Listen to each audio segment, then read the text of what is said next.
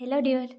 केमती अच्छा ये 3 मास हम मु गोटे भी वीडियो अपलोड करना तो ये बसंतर हुए तो या भितर आपण मान भर कहार मैरेज भी हो जाइथिबो कहार भी स्वप्न पूरण हो जाइथिबो के जॉब करि जाइथिबे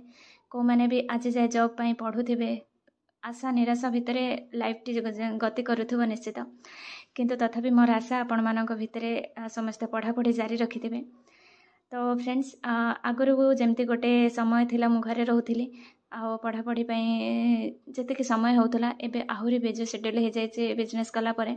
कहीं जॉब जमी बिजनेस सेमती सबको गोटे डेडिकेटली समय देवाक पड़े कहीं मैक्सिमम टाइम मु घरे रही पारुनी। तो ता भितर पुणी एसएसबी रो केस हियरिंग न हवा नोटिफिकेशन न बाहर ये सब भितर कोठी ना कोठी बहुत डिसअपॉइंट माने गोटे नैराश्य लगुच निज भितर आशा जी गोटे आसूला जो गोटे जोश आसूला आगु पढ़ार समय दायित्व ये संसार भितर ना से आशा भी धीरे धीरे जो कमी कमी जाऊँचे से जोश भी कमी कमी जाऊँचे किंतु ता भितर भी ये सब भितर वर्कलोड भितर मु कोठी ना कोठी टिके ये वीडियो बनैबा पढ़ा ये सब बहुत किसी नेग्लेक्ट कर देइथिली किंतु आपण माने भल से जानिचंती जीवन बंचिबा पई पढ़ा दरकार आउ ये बिजनेस कला परे भी मु गोटे जिनस अनुभव करेचे एक्चुअली केवल चाकरी करबा पई नै आम प्रतिटी मुहूर्त रे आमे बंचिबा पई हमको पढ़ा जरूरी नॉलेज निश्चित भाव में आवश्यक केवल जो मैंने किसी करू भी नहांती केवल घरे रोचंती घर जो जहाँ को कहुए हाउस वाइफ मु तो ये हाउस वाइफ विषय में गोटे निश्चित भाव में वीडियो बनैबी जदि मु हाउस वाइफ कहवाक मानवा बाध्य नुह तो से माने भी गोटे जो समाज रो गोटे माँ रो जो कर्तव्य माँ रो दायित्व माँ एक्चुअली सतरे गोटे समाज को गढ़े केवल माटी हेबाकु हेले भी मध्य पढ़ा जरूरी तेणु सब गोटे घर भल एनवायरनमेंट पढ़ा जरूरी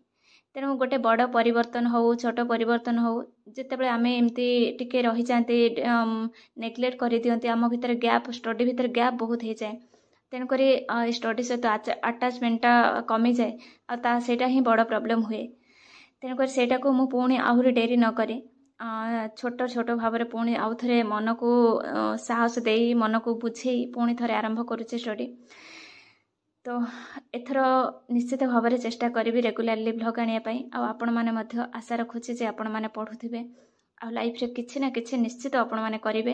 ये विश्वास निज उपरे रखंतु आपण ईश्वर उपरे रखंतु। आज मु पूरा मोर लाइफ रो शेड्यूल मु बनाऊँगी जे मोर वर्क एरिया कौन वर्क जी मत काम करार अच्छी फैमिली रो दायित्व कौन ता सहित कैरियर ये सब को गोटे मु पूरा चार्ट बनई जहाँद्वारा कि मत प्रतिदिन मु देखी जे मत कौ